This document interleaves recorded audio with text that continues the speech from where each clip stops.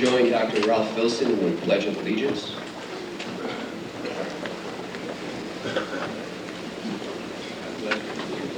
To the flag of the United States of America, and to the republic for which it stands, one nation, under God, indivisible, with liberty and justice for all.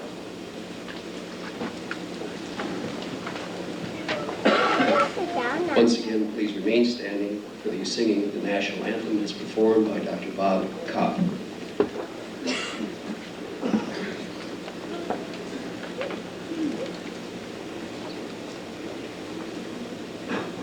Oh, say, can you see by the dawn's early light what so proudly we hailed at the twilight's last gleaming, whose broad stripes and bright stars through the perilous fight o'er the ramparts we watched were so gallantly streaming, and the rockets' red glare, the bombs bursting in air, gave proof through the night that our flag was still there. Oh, say, does that star-spangled banner yet wave o'er the land of the free and the home of the brave?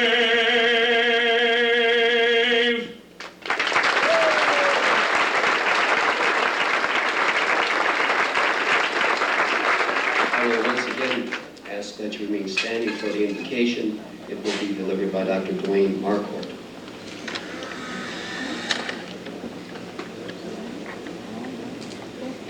Let us all join together as we summons the Divine Healer. Join us this day, which signifies our beginning as healers. Please hear our prayers for approval and our prayers for guidance. May we be blessed and have your hands with us at all times. May our hands be blessed, and may they be kept from harm. May we keep our hands from doing harm.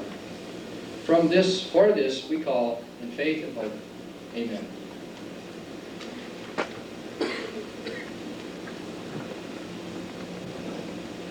Please be seated.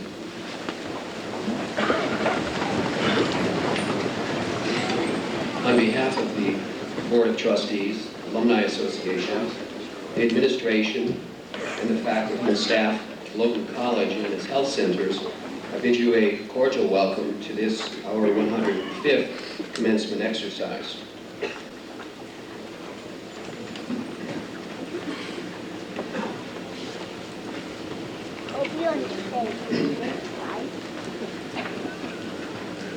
We have assembled this day to recognize the accomplishments and scholarly efforts of these young men and women.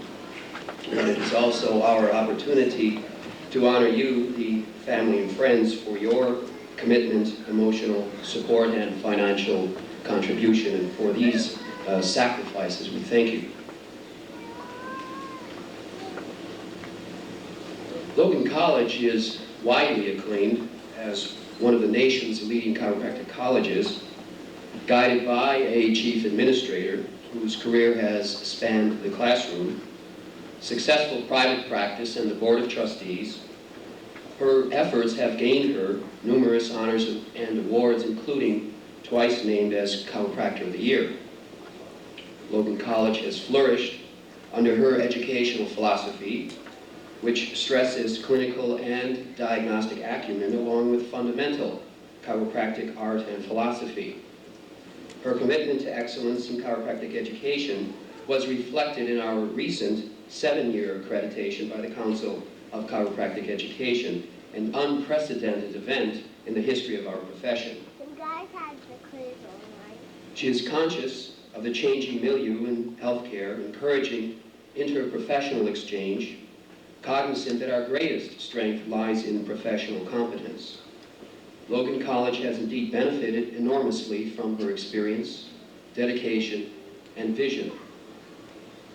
It is a great pleasure for me to introduce the president of Logan College, Dr. Beatrice Hagan.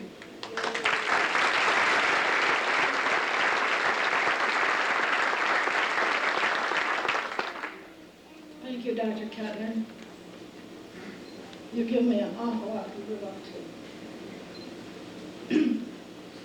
I too welcome each and every one of you here for this very significant occasion, a real benchmark in the progress of the young men and women who you have supported throughout their time at Logan.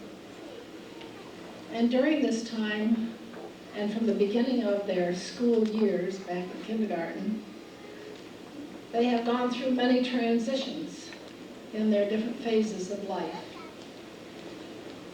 And here they are about to enter another transition, which is probably going to be more significant to them and a different transition than they have ever witnessed before.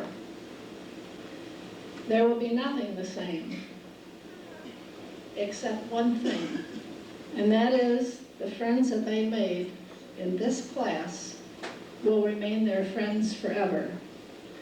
There's no institution that I know of where students are brought together under circumstances such as these are and bond so quickly.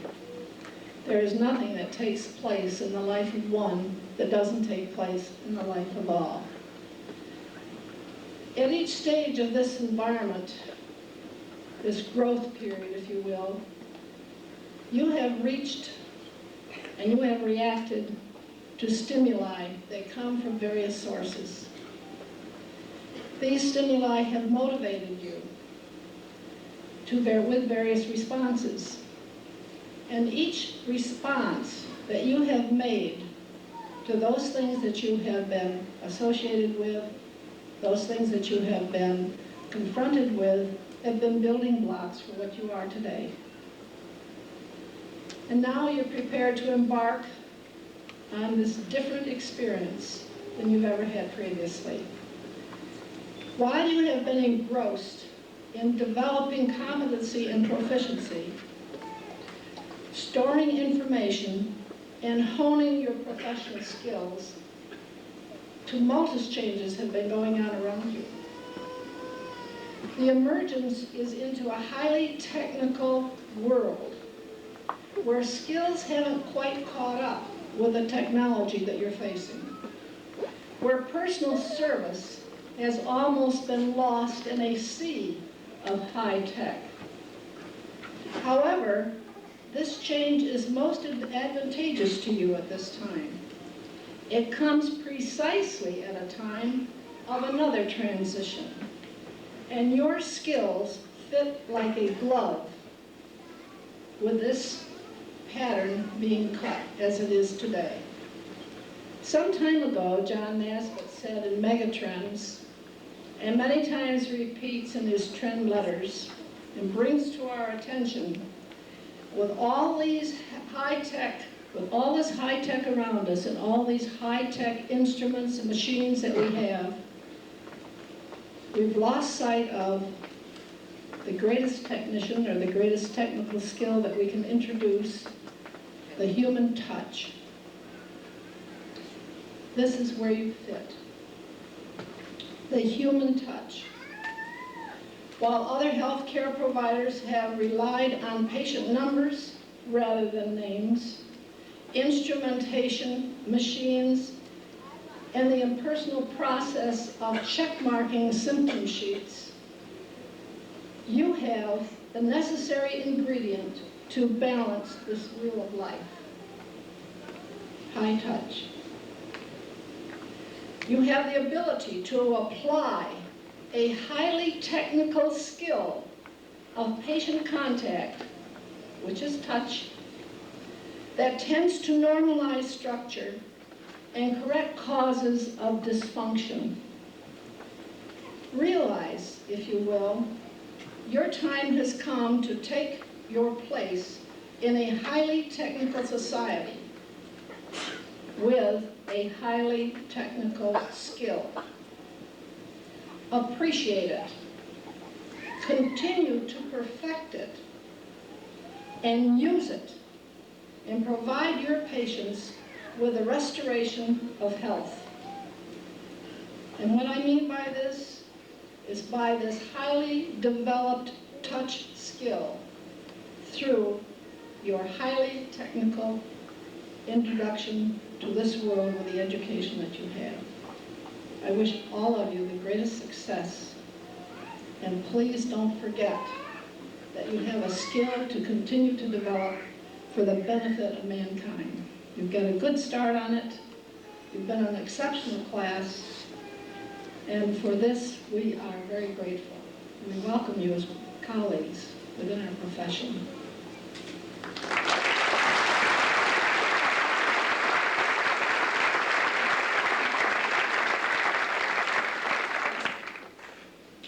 Thank you, Dr. Haig. Our keynote address will be delivered by Dr. Dana Whately. Nominated for Woman of the Year by the President's Council, Dr. Whately conducts national seminars and workshops on the psychology of winning. Her message is dynamic, energetic, and timely. Please welcome Dr. Whately. Thank you very much. I'm so excited to be here today and to share in this celebration. And this commencement exercise really is a new beginning for these graduates who are entering a profession where they will get what they want by giving their patients what they need. Because our health is our single most precious commodity that we're given as a gift that we often don't recognize or realize or appreciate till we have it no longer. So the good old days are here and now. This is the best time to be alive, 1990s. And I was doing a program back in Southern California a while back, and some physicians came to my seminar, and they saw me adjusting the podium and setting up the microphone. I was starting to get things ready. I think I poured myself a glass of water, I put something up on the screen behind me, and this doctor walked up and he said, "Is your shift on the whole time?" And I said, "Well, I'll be here the whole time, doctor." And he said, "You poor gal." He said, "If you've heard one of these speakers, you've heard them all." He said, "They're snake oil salesmen, they're eternal, and they love the sound of their own voice." And I said, "Well, I can appreciate that, sir." And he said, "They leap around the room and they talk about the deep hypnotic power within you." He said, "I'm going over to the tiki lounge and get some real motivation at the bar." And I said, "I can understand that, sir." And he said, "Would you mind pushing the record button on my tape recorder when the joker starts talking? And if they ever stop, will you push the off button when they're through? You see, I only have a 90-minute cassette. That's the problem." And I said, "I'll be in a perfect position to do that for you, doctor." And so he did, and I did. And I think one thing I should probably tell you about this commencement address today is that I never said that I was a winner 100%, because winners don't like revenge, and I do. So what I did is I decided to give this physician a commercial, and I announced to the group, "This program has been brought to you by Dr. Robert Clark. He couldn't be with us today. He's attending a drug and alcohol abuse seminar over in the Tiki Lounge." And I said, "But don't worry, Mrs. Clark. I saw him go in there and he's not alone. I think he's with your sister." The point of that is that I won't leap around the room today and give all of you and give the graduates a rah-rah speech that's going to charge their batteries for a while. Because I know this group's batteries are already charged. They wouldn't be here today if they weren't. They already have the Olympian inside of them. So I'm going to give you a few ideas that I hope will help you continue to charge your batteries in both your personal and professional lives. You know, in America, we now know that he who rests on laurels will get knocked on rear. And the reason why the Japanese are now learning English as their second language is so they can talk to their tenants. But we can learn a lot. We can learn that the best organizations, the best individuals, the best professionals always give more in the quality and amount of service they render than they expect to receive in dollars. And I think the three words that best describe the 1990s are change, complexity, and competition. But the word compete comes from the Latin word competire, which means to come together. And isn't it interesting that the Olympic Games were originally designed so that athletes could come to a gymnasium, and gymnos means naked.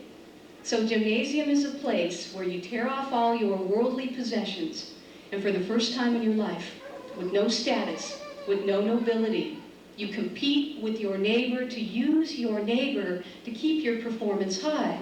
All of you at Logan used each other to then go out and keep your performance high. Change, complexity, competition. And something we have to be aware of, and Dr. Hagen talked about the high-tech age and the information age, is that about 80% of the input that we get from the news media is negative. We hear it every night on the evening news, and they start with good evening, and then they tell us why it isn't. So we have to keep perspective. We get bombarded by negativity. Give me bad news, and it insulates and isolates me from success.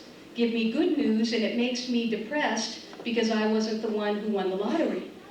And you probably heard about the guy that won the lottery, and he called his wife from the office and said, "I just won the lotto, dear, pack." She said, "Should I take summer or winter clothes?" He said, "I don't care, just be out of there when I get home." And that's a bad one. It may be an example of the bad news sells phenomenon. But be aware of the fact that we are bombarded by a lot of negativity every single day. And in Megatrends 2000, as Dr. Hagen quoted, they cite a study that was done by the Media Institute in Washington, D.C. And the study concluded that as the U.S. economy improved in the 1980s, the press coverage became worse. In other words, during the 7 years of uninterrupted economic growth in this country, beginning in 1982, the number of negative economic stories outweighed the positive by a ratio of 7 to 1. 7 negative stories for every 1 positive story. And so we are bombarded, and we have to keep perspective. And I take a look at the 1990s, and I get excited about the technology, just incredible. You know, there's laser surgery and laser fusion and fiber optics, biomechanics. I don't know if any of you have gotten your new car answer phones and fax machines yet. Have you seen those? Now you get a answer phone and a fax in your car, and my new one says, "Hello, I'm at home right now, but if you leave a message at the sound of the tone, I'll return your call as soon as I'm out." You know, and it's getting ridiculous, and the kids are faxing their homework back and forth, and yesterday's dreams are tomorrow's necessities, and everything that's ever been invented has been a figment of the brain's imagination, and less than 10% of our mental potential will ever use. So as we enter the 1990s, we need to keep perspective and keep our self-esteem high. And self-esteem is something that chiropractors build in their patients, they build in their colleagues, they build in their co-workers, because if you don't feel good, you can't do good. And there never was a winner in any profession that didn't believe that he or she deserved to win in advance. It's wearing the gold medal within. I'll tell you, you can learn from the incurable optimists in life, the people that never seem to age, that have the high self-esteem. You know, I've always liked what George Burns says. He says, "I can't die, I'm booked." And he is. He's booked well into the 1990s. In fact, I was reading in USA Today that he's reserved the London Palladium for his 100th year birthday celebration. High self-esteem. Agatha Christie, another one, she was married to a distinguished archaeologist, and she was interviewed by the press, and they asked her, "Well, what does it feel like to be married to a man who is obsessed with ancient civilizations?" And she came right back and she said, "Well, an archaeologist is the best husband any woman can have, because the older she gets, the more interested he becomes in her." So I like people like that. And Lowell Thomas was another one. Lowell Thomas, at age 85, married a 56-year-old woman. And you think, well, how dare he dip down into that age group? And Art Linkletter was a friend of Lowell's, and he used to chastise him. And Art Linkletter said to Lowell, you know, you old fool, marrying that young little gal at your age. And Lowell Thomas said, heck, I'm going to take her on a world cruise. Lowell Thomas wired back, if she's got to go, she's got to go. So no question about it. Self-esteem is high in those people. No question about it. Art Linkletter has really been an inspiration to me because his daughter Diane jumped out of a San Francisco skyscraper. Actually, she didn't jump out. She took LSD, didn't know that she was taking it, plunged to her death at 21, one of the most beautiful and promising young actresses in the world. And then his older son died in an automobile accident. A drunk driver came across a center divider, killed his son instantly. He only has one son left, and he still says, and I believe it, that things work out best for the people who make the best out of the way things work out.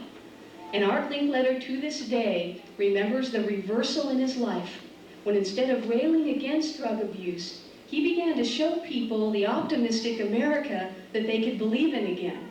And I don't know if any of you remember his television show many years ago, Kids Say the Darndest Things, and I loved watching it so much because Art Linkletter knew that the children had the honesty and the optimism that you and I are cherishing. We're trying to get those feelings back.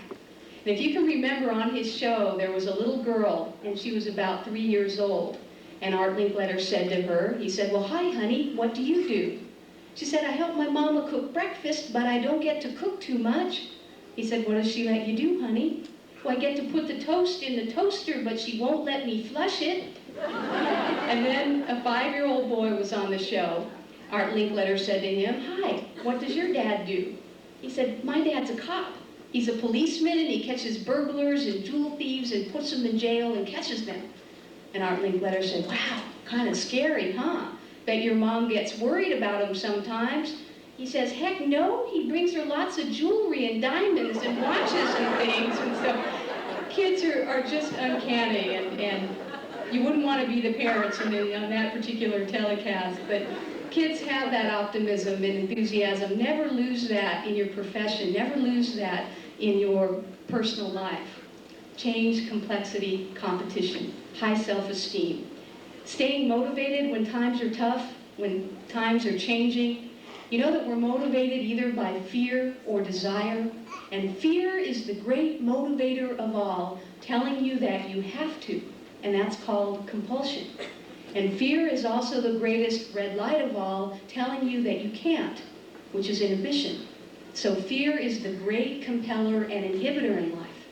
But desire, 180 degrees away, the greatest propeller in life. If fear is the compeller, desire is the propeller. Desire tells you that you want to, you can, you have the potential, that the volition is okay. And the only time to use fear motivation on anyone is during times of great danger. And keep your head down, you get it shot off. Don't run in the street, you get hit. Better pay your taxes or the IRS will be around. And the rest of the time, we should use desire motivation on everyone. Could you imagine a chiropractor motivating his staff by saying, firings will continue until morale improves? Doesn't work. You always want to use desire motivation. And I learned this firsthand when I turned 16. And my father said to me, whatever you do, don't take the keys to that car. It's too powerful. You just got your license. Don't take the alligator case with the keys in them on my dresser. Any questions on what I don't want you to do? And I said, none at all. He was gone 15 minutes. He had planted the dominant thought, those keys, that car, too powerful, don't take it. I thought, just for a second, it must be really great if he doesn't want me to take it. So what did I do? I drove down to the department store, and I put it in park, marked R. I stepped on the accelerator to show my friends, and I catapulted through the largest department store in San Diego, my hometown. Now, fortunately, it was a minute after closing. I went through women's lingerie, menswear, and jewelry, totaled the car, totaled the store. but was so fortunate that I only broke my pride. But my father never got mad, and so he went up to my room that night, and I said, "Oh, Dad, you must just be furious."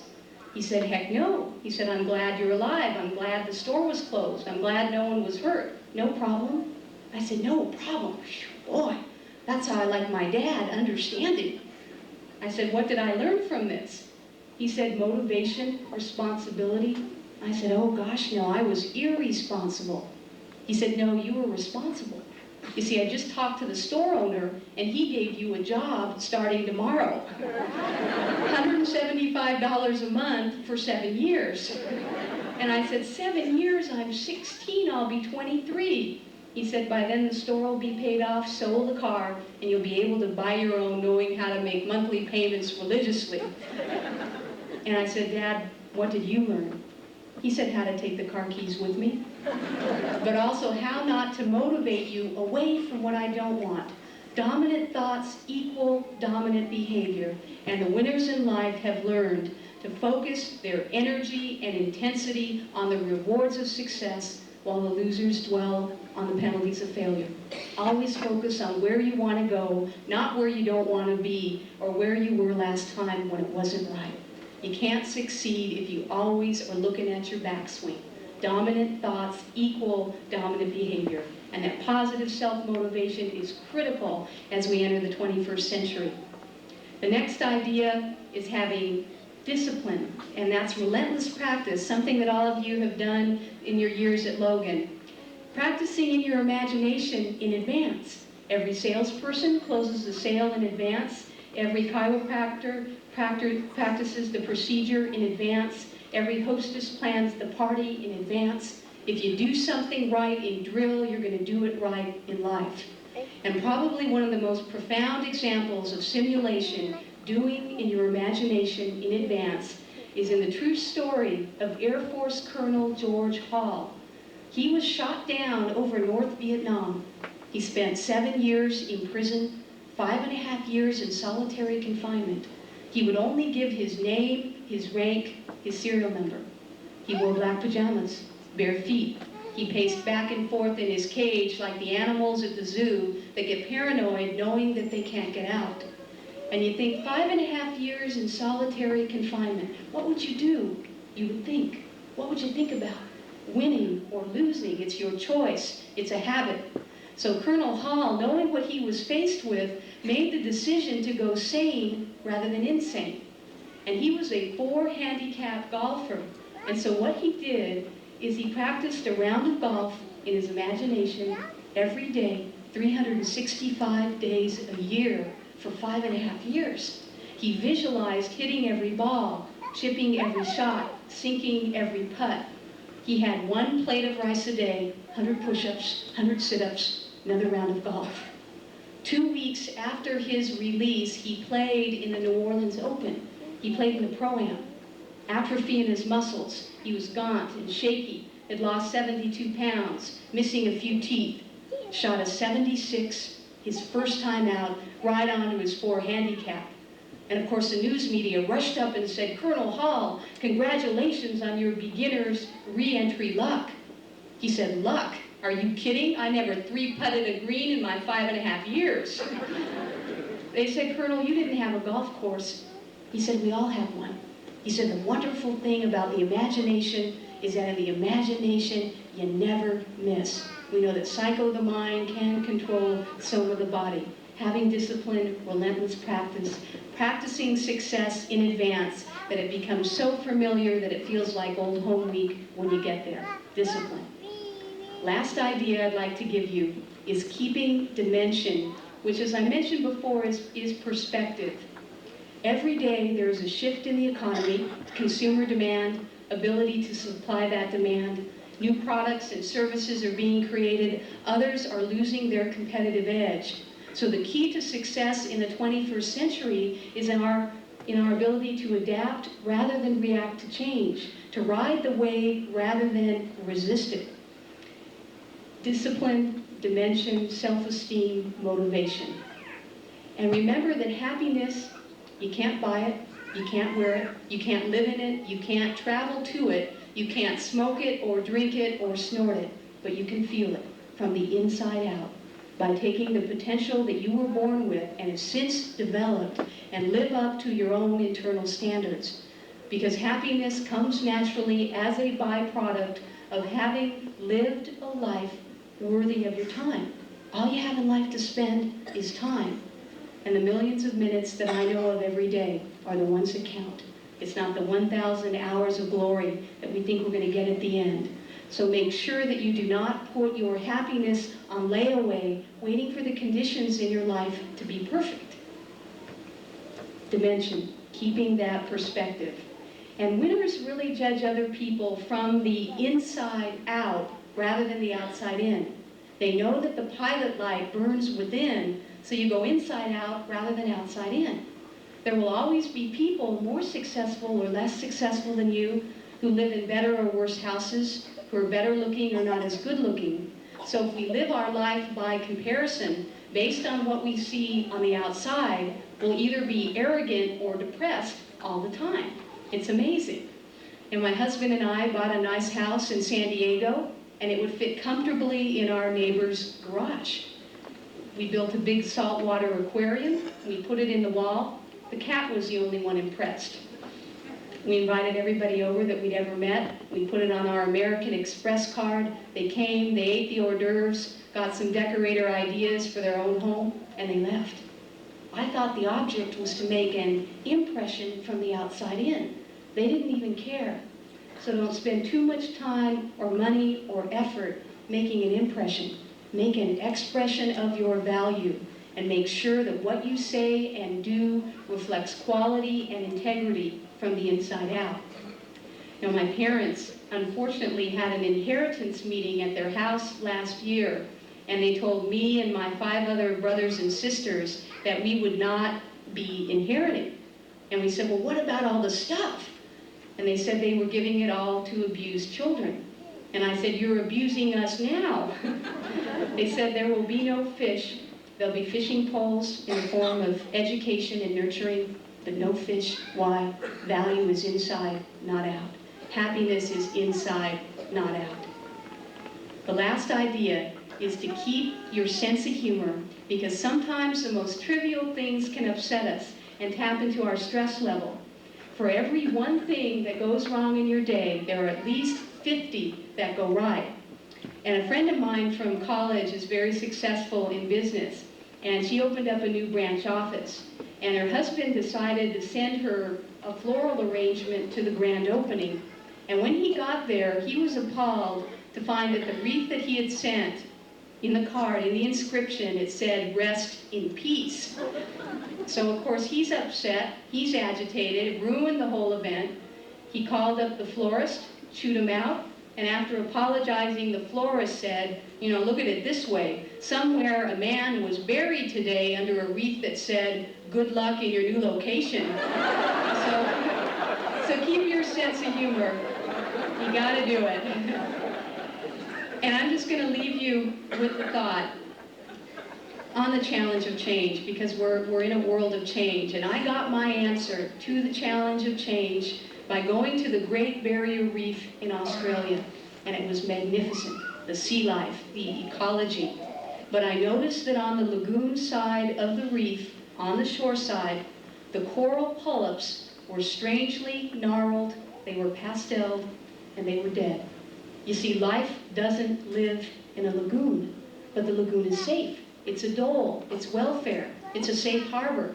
The fish are small, the crabs skitter, the scavengers are there, but the coral is dead. But then if you switch over to the other side, to the seaward side, you see that the coral is waving like palm fronds, multicolored like the rainbow, absolutely magnificently alive, little organisms having to survive because of the predators, because of the crashing of the tide, because of the changes and insecurities of daily life. And that's what life is all about. And I get so excited when I think that the challenge is change. The challenge is life itself. And I've been studying all forms of life, and I know that they have to be challenged to live. Problems are normal. Doesn't make any difference what's happening in life. It's how you take it. Life is inside out rather than outside in. So to the winners today, winning is not always coming in first, but it's coming in best. Do you know that they tell the Olympic athletes, if you give your best performance, then you've won. Winning is coming in fourth, exhausted yet exhilarated because you came in fifth last time. Winning is a feeling that you haven't reached your ceiling. It's looking in the mirror and seeing someone that you wanted you to be. The losers look at icy streets, the winners put on their ice skates. The losers see problems, the winners see opportunities. The losers fix the blame, the winners fix the situation. The losers say it's not my fault, the winners say, what are we going to do about it? So winning is seeing rainbows in thunderstorms, and it's giving your best self away without a payoff. Winning is never quitting, winning is never ending, and winning is beginning. And just by beginning anything, your race is half won. So to the winners today, I salute you. Thank you very much. Thank you.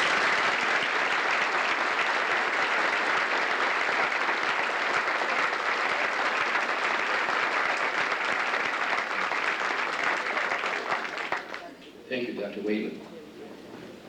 As chairman of the Department of Radiology, I have the pleasure of working with an individual of enormous dedication to chiropractic education.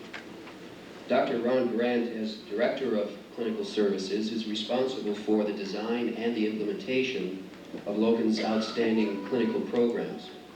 To present the Health Center Awards in recognition of its outstanding interns, Dr. Ron Grant.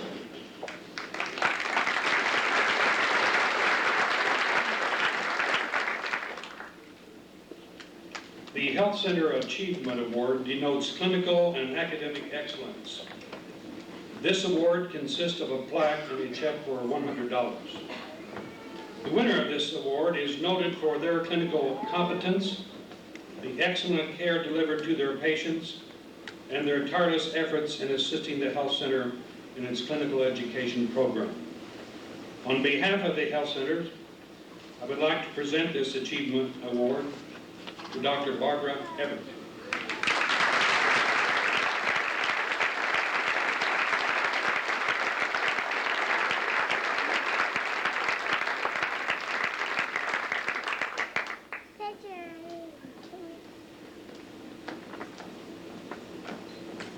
The plaque reads, in recognition of exemplary clinical performance and academic excellence, presented to Dr. Barbara Everett.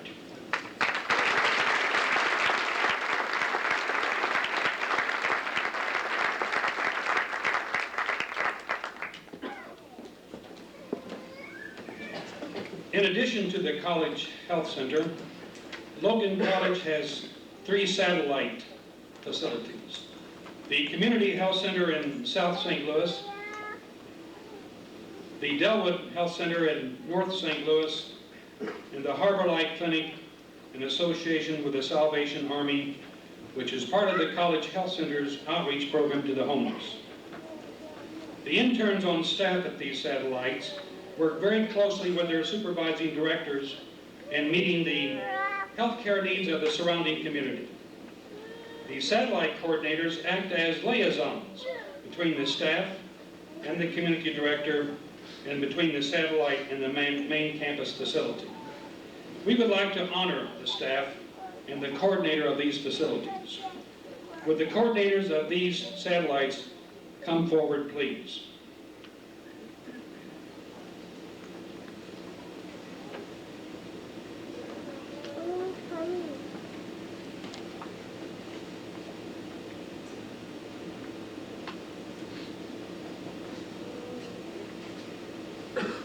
I would like the staff interns of the Community Health Center and Dr. Himmer please stand. The coordinators of this facility, under the direction of Dr. Himmer, is Dr. Dennis Hull Jr. and Lisa Calhoun.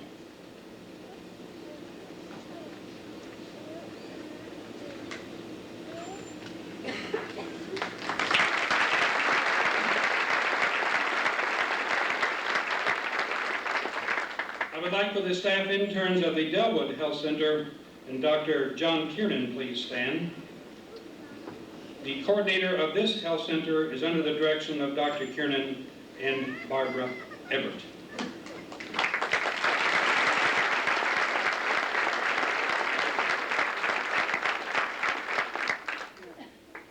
I would like the staff interns of the Harbor Light Clinic and Dr. Kinsella, please stand. The coordinators of this health center under the direction of Dr. Kinsella is Dr. Kevin Beerley and Dr. John Helfer.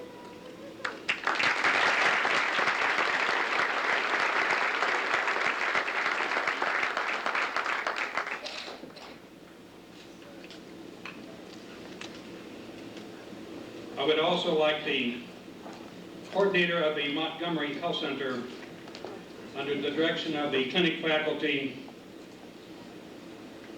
is Dr. Gail Cooney, which you can come forward, please.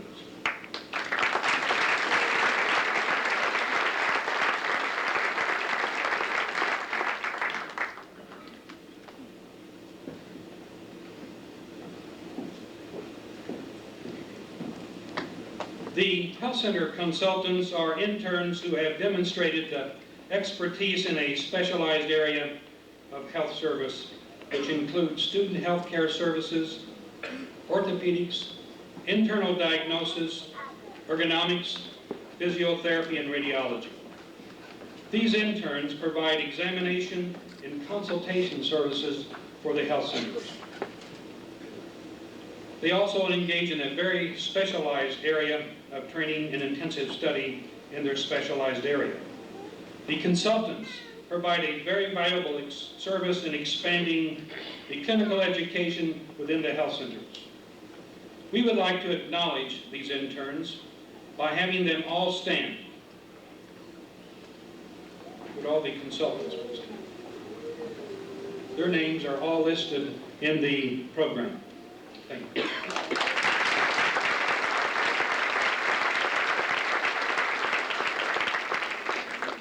The preceptorship program at Logan College allows the senior intern to gain clinical experience in a private practitioner's office. Enhancement of this program was instituted in May of 1989 through a pilot program with Metropolitan Medical Center, which is comprised of 2 major St. Louis hospitals, an osteopathic teaching institution.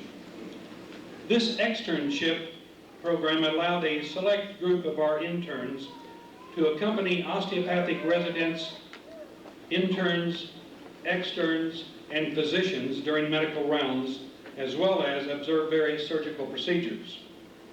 This externship program not only enhanced their diagnostic skills, but reinforced their decision to become doctors of chiropractic.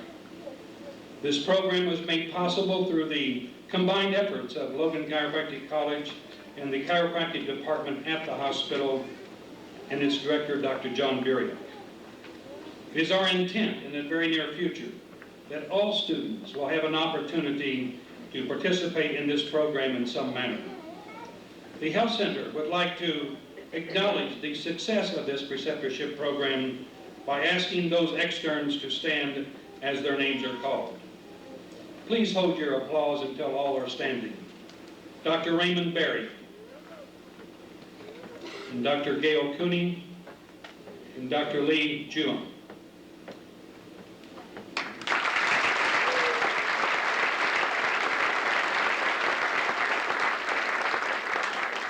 And last, but certainly not least, I would like all of our clinical faculty to please stand and be recognized. It is these fine doctors that are responsible for the final phase of the student doctor's training.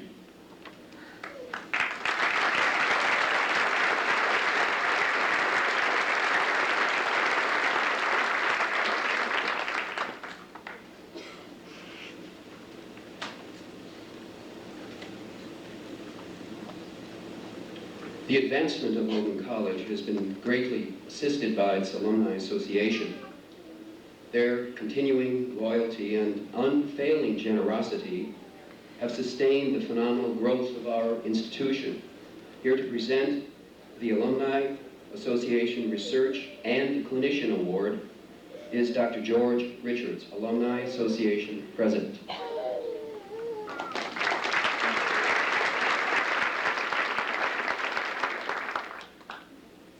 purpose of the Alumni Association is to protect and promote Logan College of Chiropractic and its alumni. As of today, you people will become officially alumni of Logan College of Chiropractic. You start forth as winners, meeting new challenges.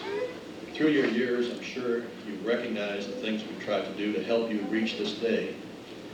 Two main programs we have as recognition are awards that have been established, and we're going to give those out at this time.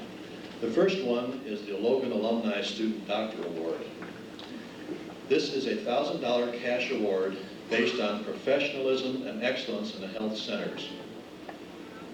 Requirements in judging are based on the number of adjustments and new patients brought into the clinic.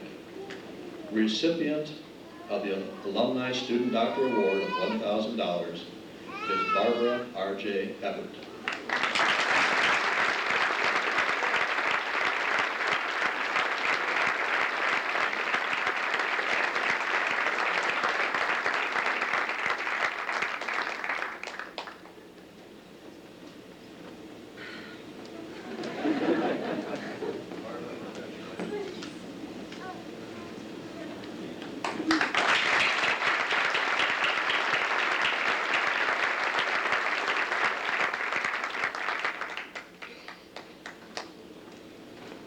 We heard of a time, the 90s, high tech, also need high touch. And we as chiropractors can produce this for our patients, the high touch. As our profession matures, research is extremely important to us. I've heard more than one of you students say, where's your papers? We're at a point where you can make claims and you can show things, but if you haven't published, in this day and age, it's hard to convince people. Logan College, and sometimes you don't like this, has helped you to understand research. And some of you are expert in research methodology, and some of you will probably go on and do more in this field. We need this as we mature. We need this to get our foot in the door for some federal funding that will help us then to show more people in this country what chiropractic can do for them.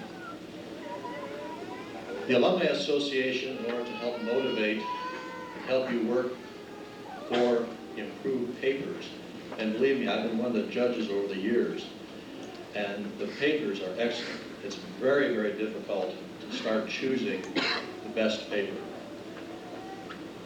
This year, the advisor to the group that won is Roger E. Tepe, PhD. Dr. Tepe, would you come forward to receive a certificate for your work with your team? And the winners of Dr. Tepe's team, and you would come forth, please, Louis T. Cook, Holly Von Cook, Thomas Kuntz, and Charles J. Steets, Jr.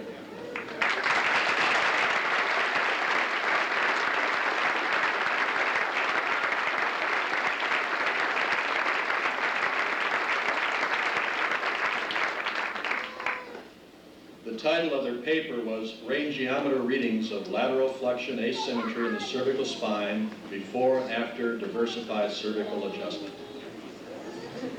Congratulations to you all.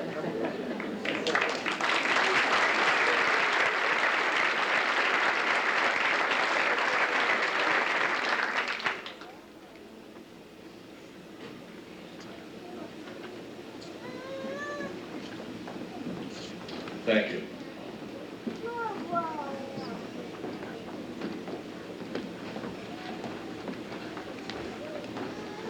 I would like to ask Dennis Hall, class president, to come forward and make a presentation, please.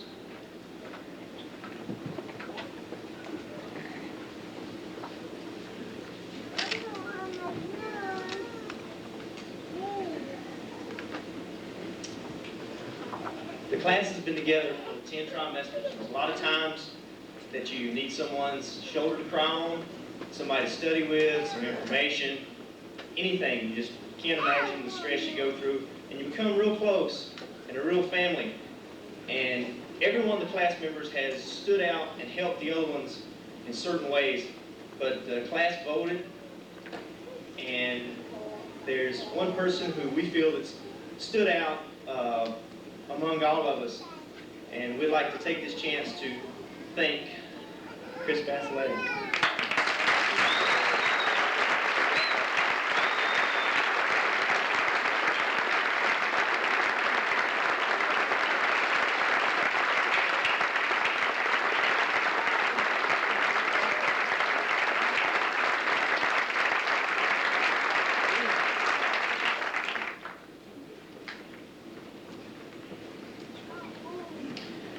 To recognize those students in the who's who among students in American colleges and universities is Dr. Gretchen Schreffler, a member of the Board of Trustees of Logan College. Dr. Schreffler, would you come forward, please?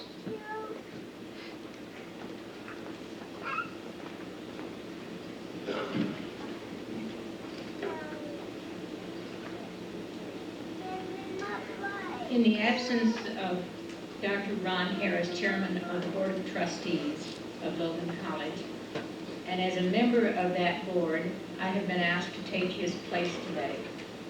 Those of you who know Dr. Harris realize that that's a very difficult thing to do, to stand in his shoes, particularly of someone of my stature.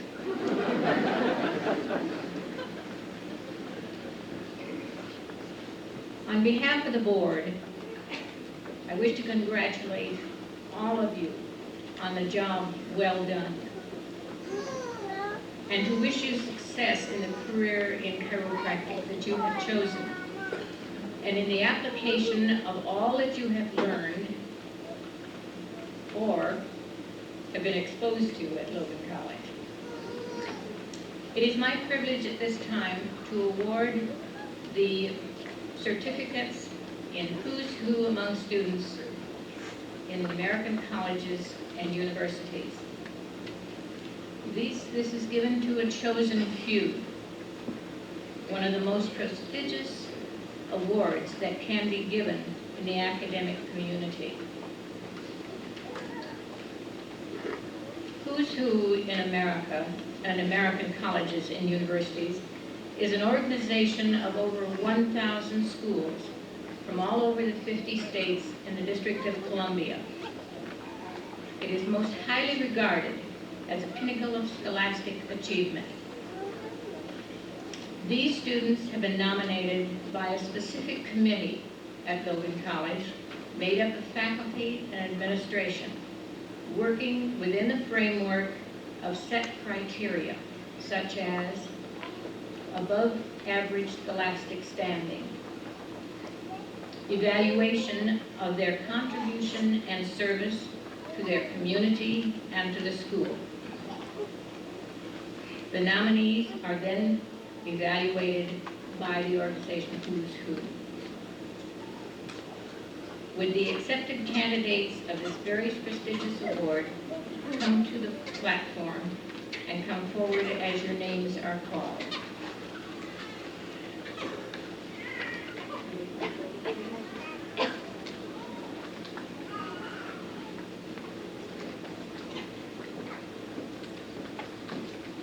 Gail Francis Cooney.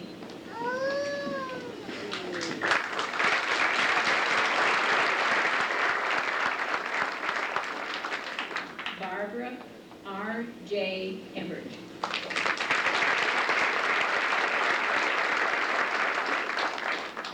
R. Wayne Glasgow, Jr.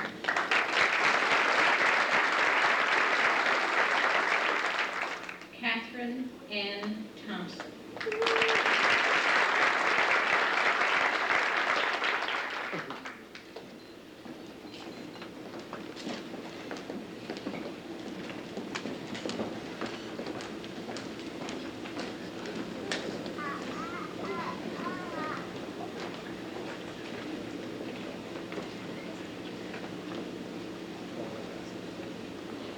There is another award that we give to a student from my office.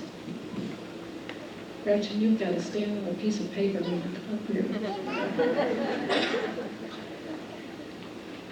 For a student who has given service in many different areas, someone that has branched out into the community to help the community understand that Logan College sits upon that hill and what we're there for. For an individual who has been expressive in lauding the benefits of chiropractic care to people with whom they might meet.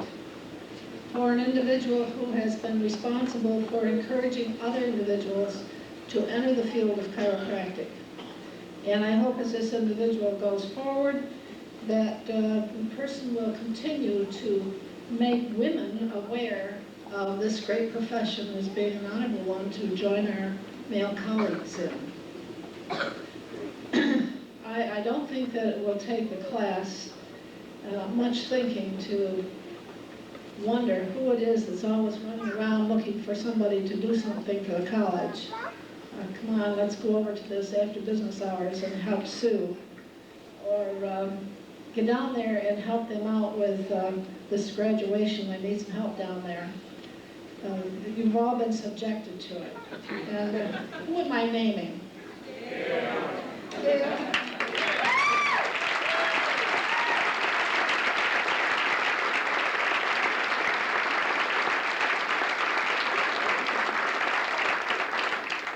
Joined every scholastic organization available to her, and not only in name, but in help.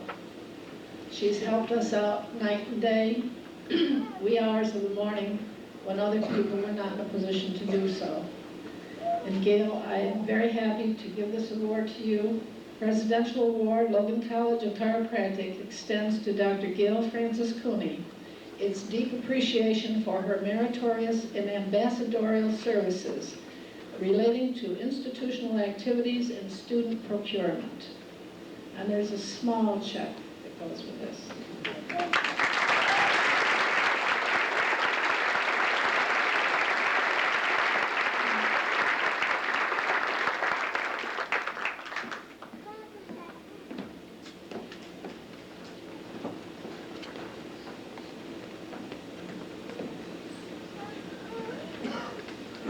In every class, there seems to be a competition for being on the dean's list, for attaining the highest record of honors, and it goes on and on. Sometimes you meet up with a class where there's one that seems just impossible to overcome. And I think that you all know who that individual is. You have already indicated to the audience and your friends that this individual has helped you out in more than one instance.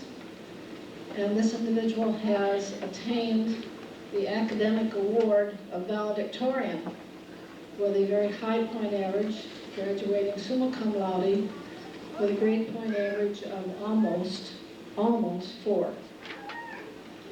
So that's quite a record for your class. Will Dr. Bassiletti come forward?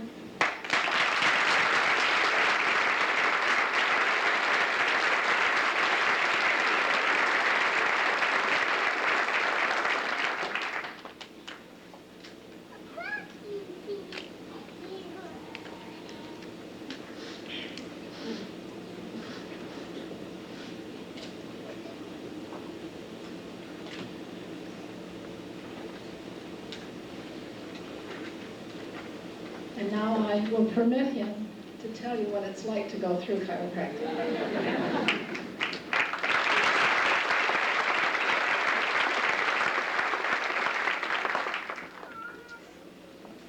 Thank you, Dr. Hagan. Logan College faculty, family and friends, and fellow students, it is a real honor and a pleasure to be able to represent this class. And I know I'll be able to get through this. Valediction means to bid farewell, and it is sad to be parting ways now. But more than that, as a representative of this class, I would like to say thank you to all the people who made it possible for us to be here today and receive our degrees as doctors of chiropractic. First of all, to our family and friends, without whose help, there's no way we could have finished this program. our spouses, parents, brothers and sisters, and good friends who stood by us throughout these 4 years, giving us constantly of their support, both financial and emotional, encouragement and love. And very often we had little to give in return. We were so caught up in our studies. But know that we appreciate very much what you did. Words can hardly express the depth of our gratitude and appreciation. To the Logan College faculty and staff, you did your very best to provide us for our future as doctors of chiropractic. You gave us a very high quality education. You motivated us, you inspired us, and you challenged us when we needed to be challenged. What is more, you befriended us. You shared with us your personal and professional experiences, and you made us feel welcome to this profession. For all of these things, we'd like to thank you. And to the class, I cannot really begin to explain what it's like to go through Logan College. But I'll tell you that being a member of this class is a real gift. It's such a special group of people. We struggled hard together, and through these struggles, we became like a family. We developed bonds of friendship that truly will last a lifetime. No, we didn't always get along, and there were times when there were arguments and disagreements, but beneath that, there was always a strong sense of sharing and caring and concern for each other. And so it truly is sad to have to say farewell, but I know that we will be there for each other in the future and continue to give each other our support and encouragement. I feel very fortunate that we are able to enter the profession of chiropractic at this time when it is coming of age and has gained wider acceptance and recognition. But there is still a long ways to go, and there are changes occurring in the healthcare system as a whole, which will change the face of healthcare in the future. As doctors of chiropractic, with our emphasis on a natural and holistic approach to healthcare, I believe we can play a pivotal role in those changes. But to do so, we must become active in the communities in which we live, and also on the state and national level. There are many challenges ahead for us. We must be courageous and persevere. But I think all of us are equal to those challenges because of the struggles that we have had getting to this point, and because of the fine education that we have been provided. I think we will all be assets to the profession, and ask God to bless our efforts. Thank you.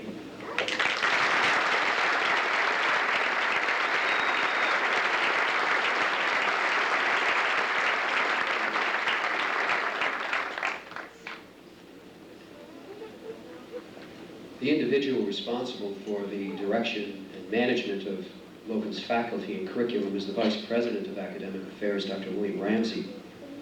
Under his leadership, Logan has realized the academic distinction it enjoys among chiropractic colleges. The Vice President of Chiropractic Affairs is Dr. George Goodman. Dr. Goodman's vision of educational excellence has transformed Logan College into a vibrant force in this profession. As a result, our alumni are prominently positioned at all levels of organized chiropractic. At this time, I would ask Dr. Ramsey to come forward with Dr. Goodman to present the Academic Honors Awards.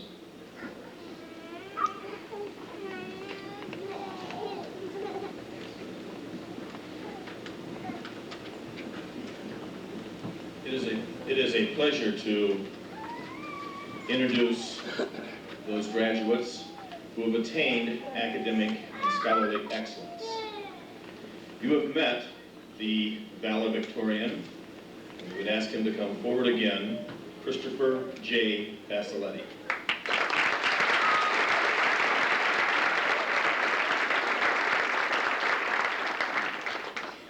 Graduating magna cum laude, Antonio P. Chrissy.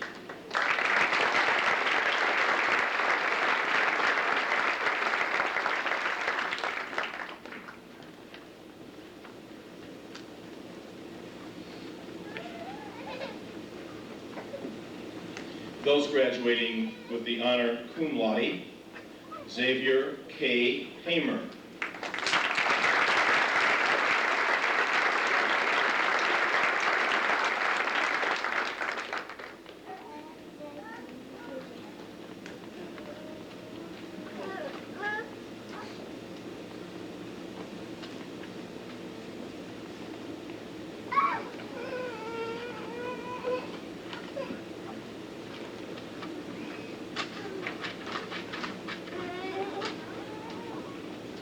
Barbara R.J. Everett.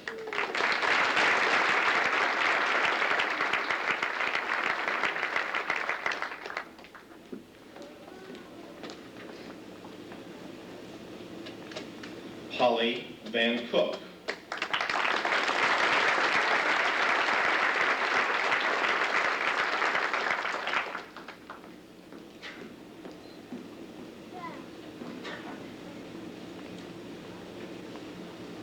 Lewis T. Cook.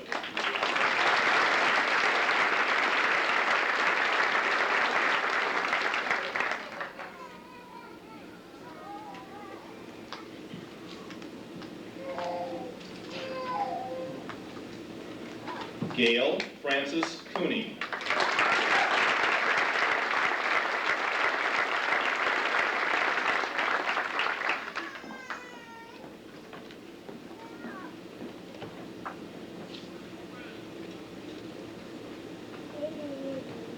David Gerard Hartman.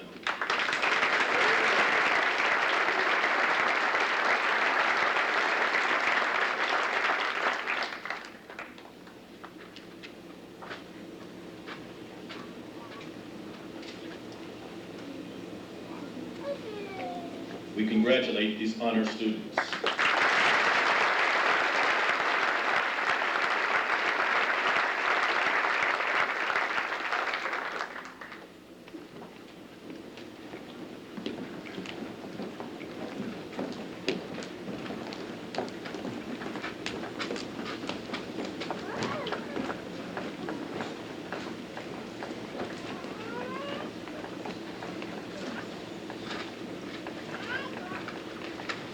Without exception, the students of this class have been unusual citizens of the Logan College of Chiropractic.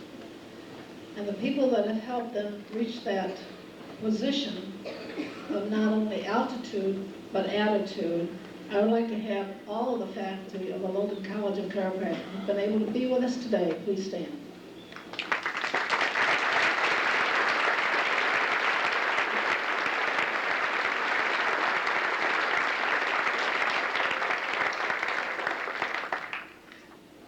Also, we have with us members of the Board of Directors of the Alumni Association, and I guess one or two of the Board of Trustees of the Logan College.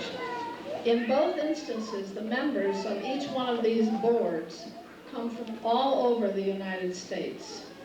And sometimes it's rather difficult or impossible for them to be with us on these days.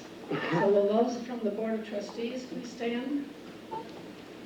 And those from the Board of Directors of the Alumni, please stand.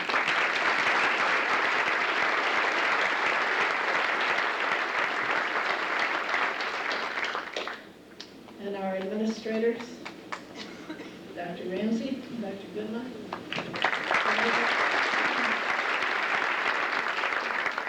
They are very, very positive individuals who support the decisions of the cabinet.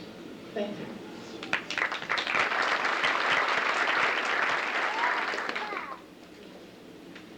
Dr. Ramsey, will you now come forward for the presentation of candidates for the degree of Doctor of Chiropractic? We're going to get ready for the hooding ceremony, but before doing so, I want to explain a little bit about the importance of academic garb in the doctoral degree level. These candidates today are for the degree of Doctor of Chiropractic, and as such, they have 3 hash marks on their sleeves, which stand for the 3 degrees leading up to the doctoral degree, which is the highest degree. Many call it the terminal degree. Also, they will be hooded today as part of the doctoral ceremony because the hood tells more about the academic garb than any other part. And the hooding ceremony is usually reserved for the doctoral level degree. The hoods that they will be getting on them today will have a silver gray velvet on the outside, which stands for chiropractic. It shows they're getting their doctor's degree in chiropractic. And the inside of the hood that I will be fluffing out after Dr. Hagen does the hooding, it will show a blue and white color. The blue and white stands for Logan College. So everyone who's up here who has a hood on has the velvet depicts the discipline in which they got their doctor's degree, and the inside of the hood, which is fluffed out in the back, shows the colors of the college or university whence they got their degree. So the hood is very revealing in academia. So I think you'll notice all of our graduates here, of course, will be getting the Doctor of Chiropractic degree from Logan College, but in the future, they go to other graduations, they will be carrying those same colors from Logan and from chiropractic as they are today. On behalf of the faculty of Logan College, it gives me great pleasure to assist Dr. Hagen, our president, and also Dr. Schrepfer, representing the Board of Trustees, in the hooding ceremony. Will the marshals please prepare the candidates for the degree Doctor of Chiropractic at this particular time? And will Dr. Hagen and Dr. Schrepfer please join me at the stool that we're going to use for the hoodie.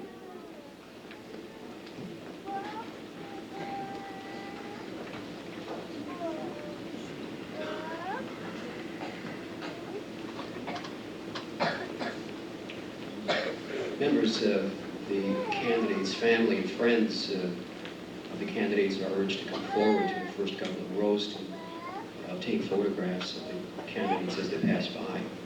And I'm going to ask, and in fact encourage, that the audience applause for the individual candidates, but I'm going to ask you to refrain from applause for the entire group until Dr. Hagen confers the degree of Doctor of Chiropractic in the next following component of the ceremony.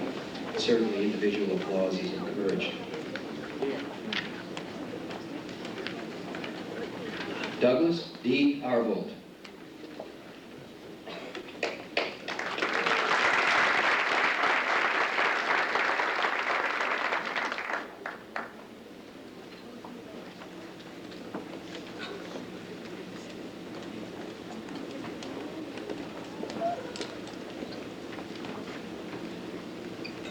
Raymond K. Berry.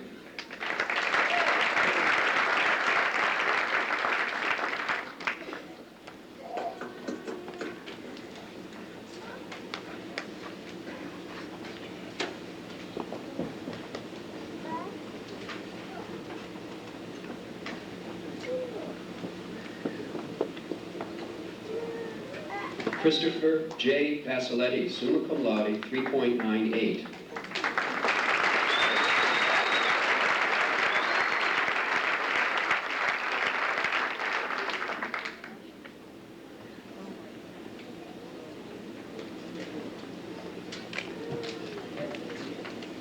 Larry David Bernard.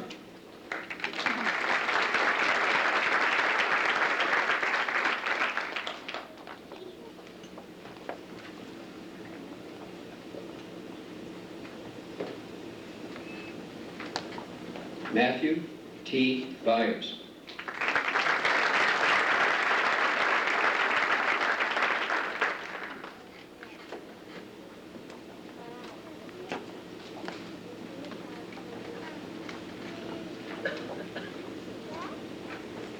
Kevin J. Beerley.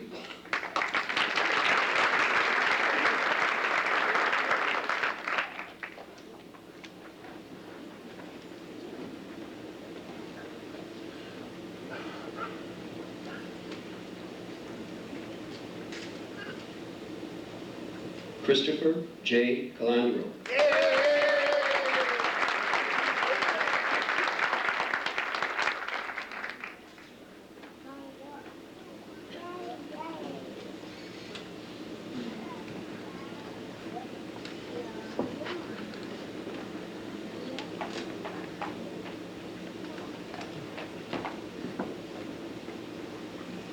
Kenneth M. Chilson.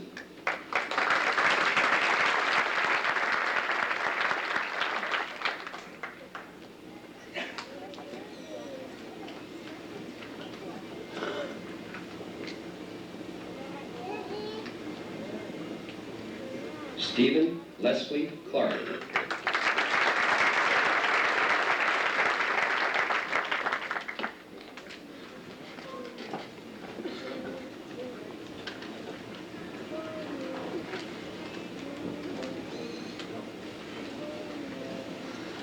Louis T. Cook, cum laude.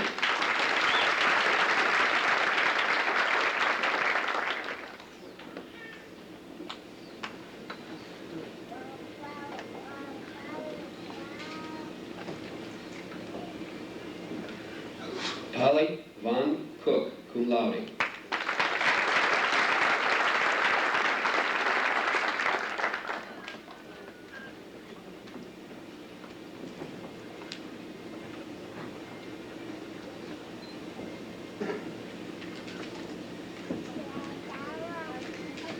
Gail Francis Cooney, cum laude.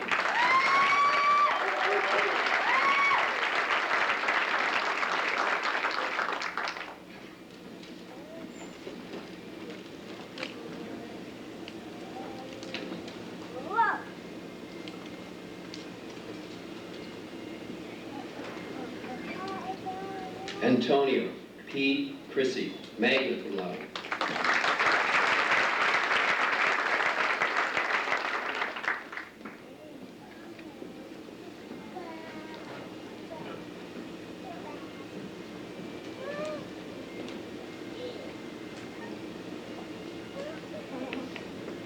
Kyle T. Dillinger.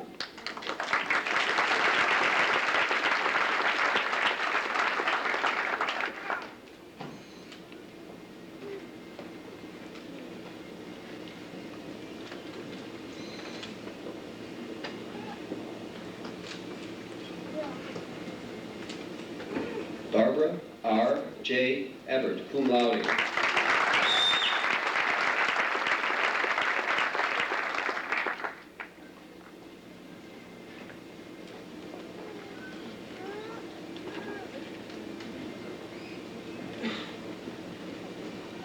Stephen Michael Ebert.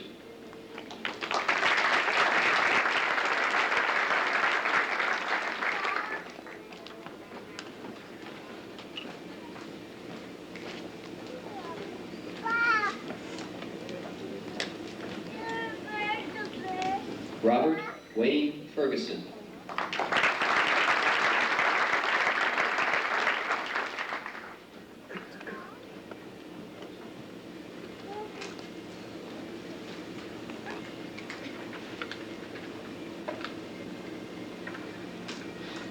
Jeff C. Fischel.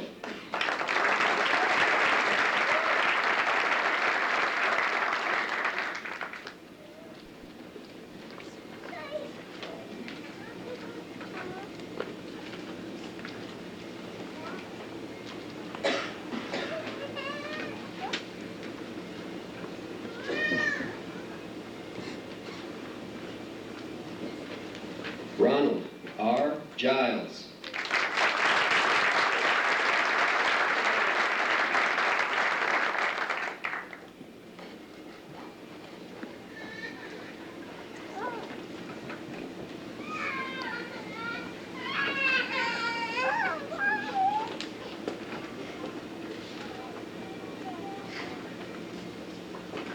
R. Wayne Velasco, Jr.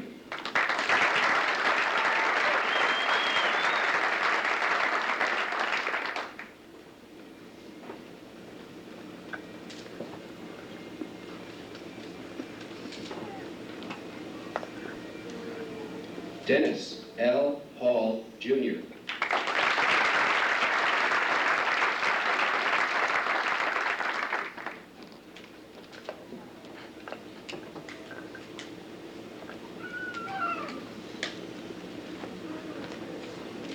Lyle Richard Hare.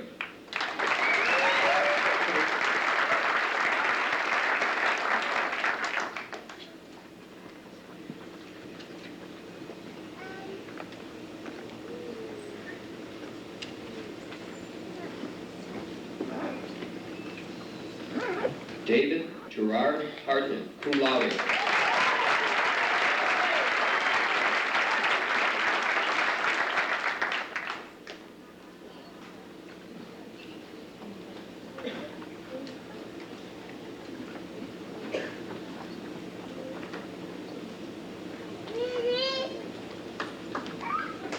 Xavier K. Hamer, cum laude.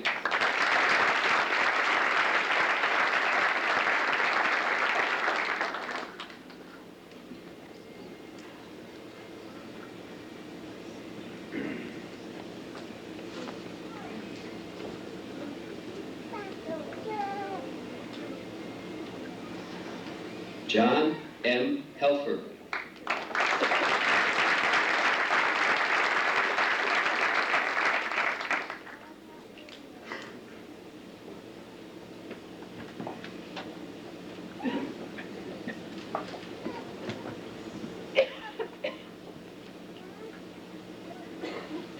Michael Dean Hersberg.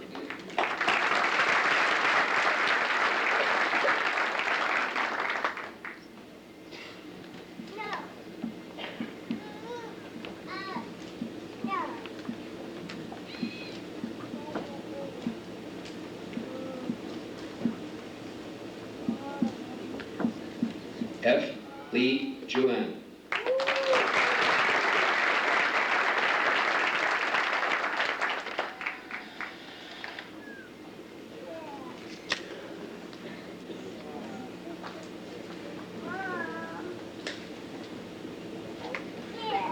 Gary Scott Carnes.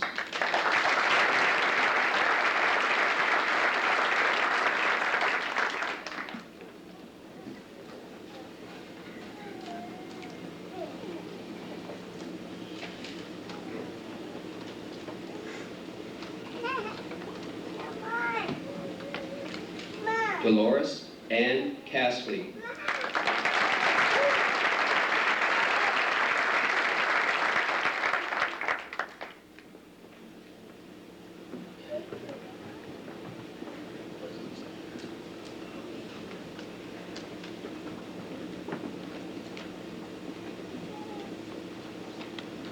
Thomas L. Kuntz.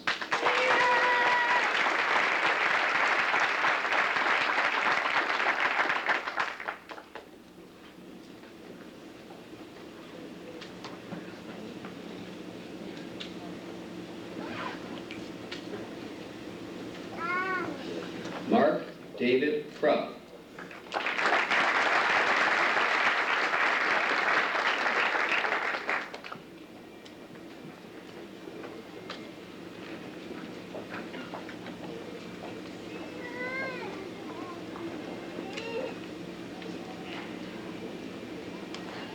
Richard A. Mahaffey.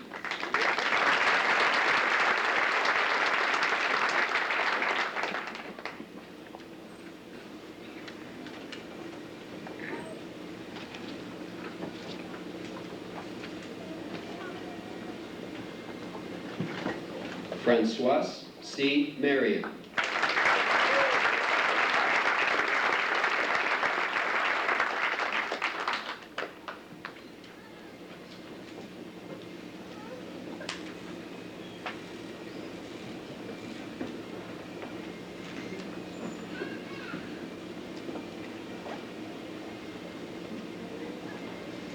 Jonathan D. Murphy.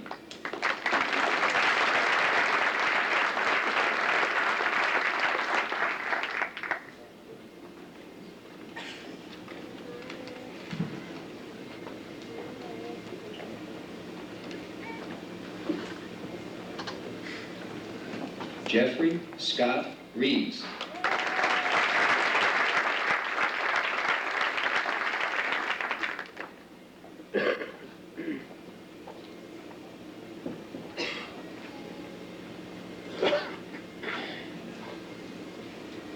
Rick Shakowitz.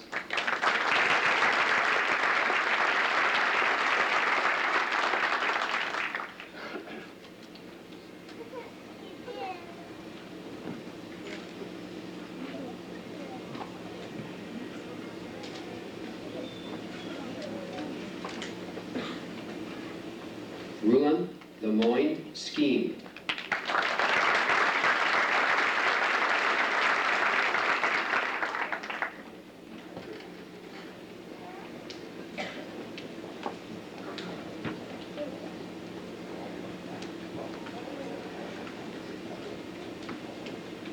R. Scott Smith.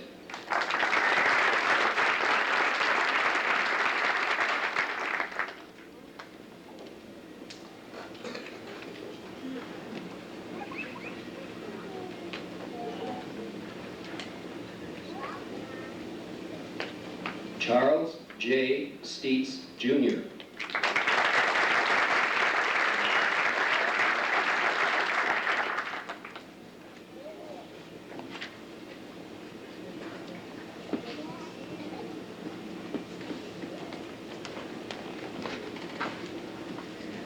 Joseph F. Tangero.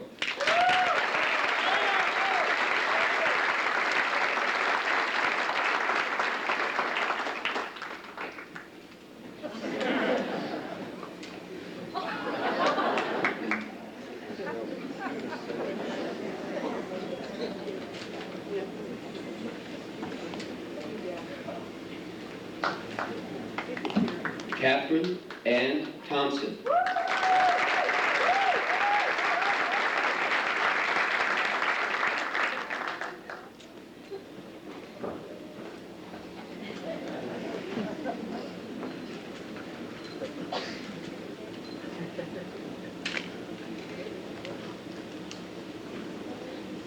Jerome E. Tycheski.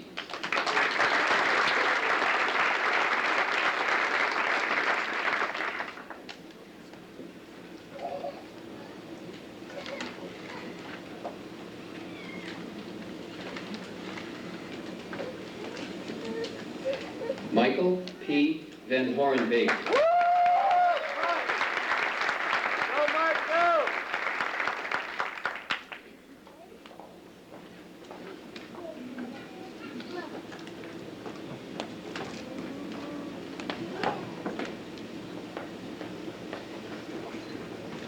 William C. Wood.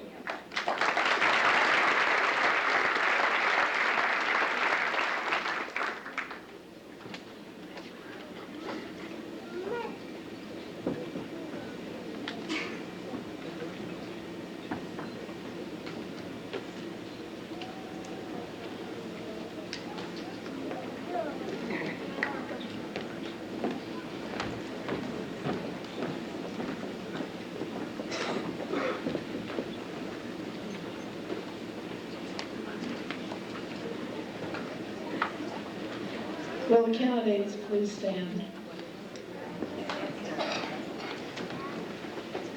By the authority vested in me by the laws of the state of Missouri, by the action of the Board of Trustees of the Logan College of Chiropractic, I do hereby confer upon each of you the degree Doctor of Chiropractic, with all of its opportunities, privileges, and responsibilities thereunto appertaining. Congratulations.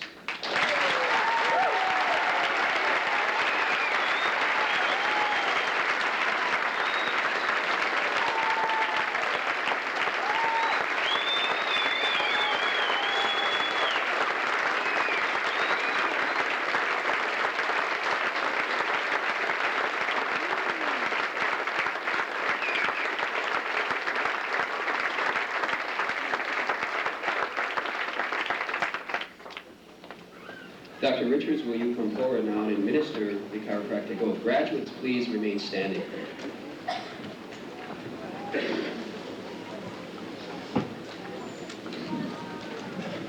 Doctors, let us recite the chiropractor's oath together.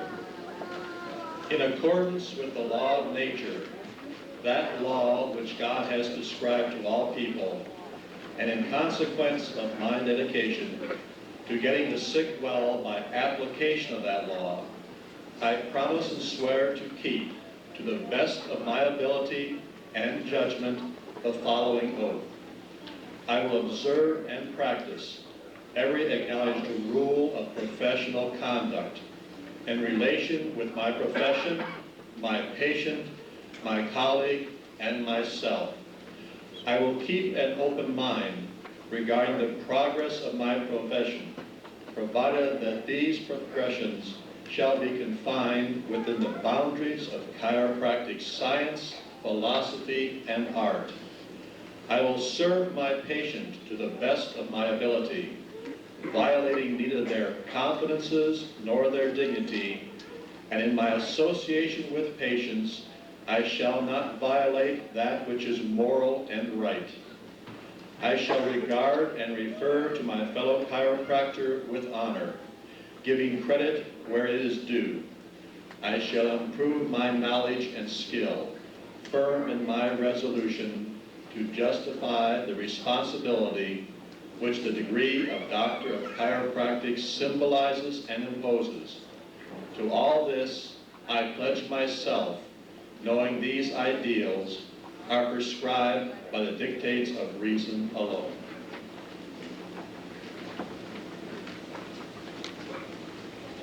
Dr. Huddy, will you please come forward to deliver the benediction?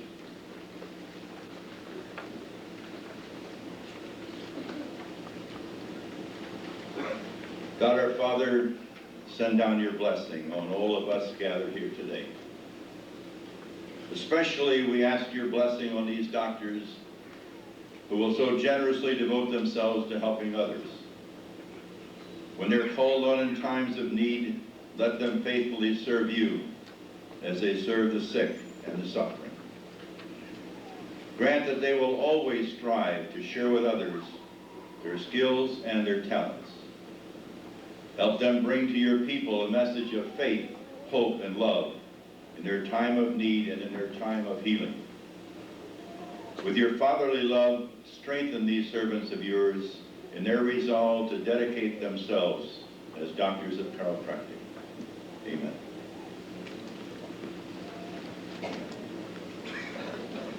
Please be seated. At this time, I would like to take the opportunity to publicly acknowledge and recognize the tireless efforts of Sue Fredericks, Director of Community Relations, who so capably directed and choreographed this commencement exercise.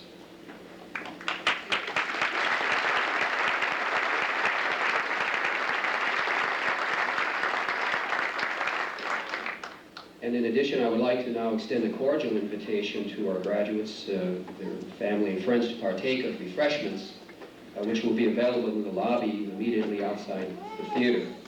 For the audience, please remain seated for the recessional, and marshals, I'll ask you to prepare the graduates for the recessional.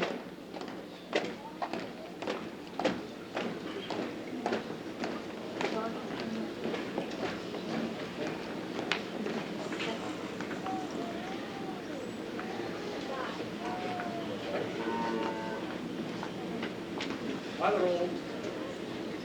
1, 2.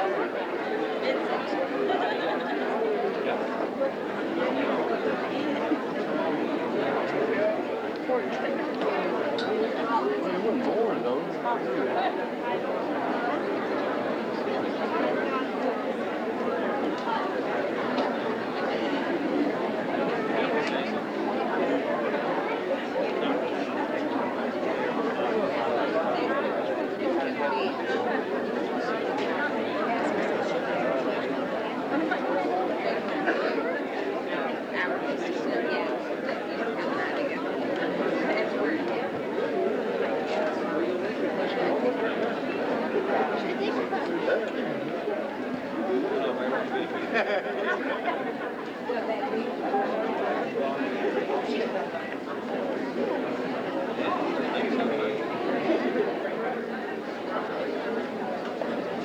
worry, Greg.